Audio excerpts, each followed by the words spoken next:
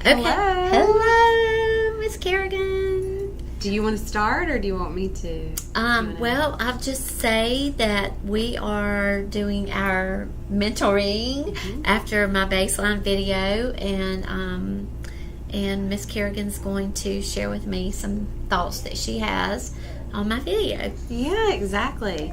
So I took some notes of things while I was watching.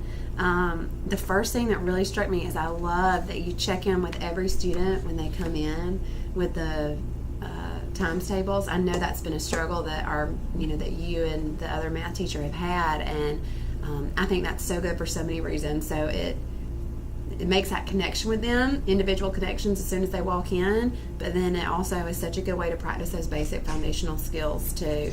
Thank you. And the way you were encouraging them when they got it right or pushing them when they got it wrong, I think that's so valuable, especially for middle schoolers. Thank you. And then same thing, starting the class, which is such an important time and how you start. I felt like you were so with it. Middle schoolers especially their little personalities are developing so much, and I loved that, because I know these kids, so when I heard them say, make different comments just, while they're getting settled, you just quickly respond to each one with kind of a, just tailored to their personality, either sweetly or funny or whatever, and then, and then just keep right on rolling. And so I know that means a lot to them too, just that emotional, social connection. And then also, when they were getting off task, I heard you, very quickly without missing a beat. All right, Jake. Just getting them back on track, and I think that's very valuable. Just how you handle it quickly, and then you move on. Same thing with more just connections. I love that you even acknowledge, we want to know why we're doing this. What's the connection to the real world? And I think they respond really well to that. And I liked that you did that, and even with the visuals up there on the board, it made it very easy to understand and very easy to connect with what you were saying. I'm just going through my list here. Same thing with I noticed that you structured a lot of your lesson with question and response, and so they did stay more engaged, just because you weren't lecturing, it was more questioning. And so I think it makes them feel like you were speaking with them, not just to them, so they would respond to you. And I noticed that it wasn't just one person raising their hand, or you weren't waiting on somebody forever. They were very quick to respond, and so you could tell they were really with you. And I think that shows that you are, aware of your learners, and I think in their development. I like that you had the definitions on the board. I think that's good, especially makes it accessible for kids who would need that but would be too scared to raise their hand. So that was to use the wording on the rubric, that being aware of that cognitive need, that because I know that some of them would need that extra support, just knowing our group of students, but that they would not want to ask. Yeah. So I have a few like that. I think that's huge. Thank you. Yeah.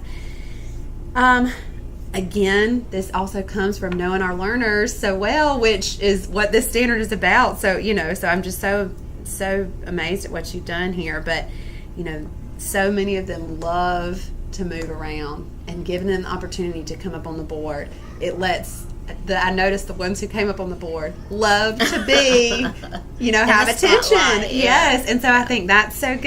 And then, just giving them an opportunity to get some of that energy out, even if it is just a trip to the board, I think that can be really recentering for them.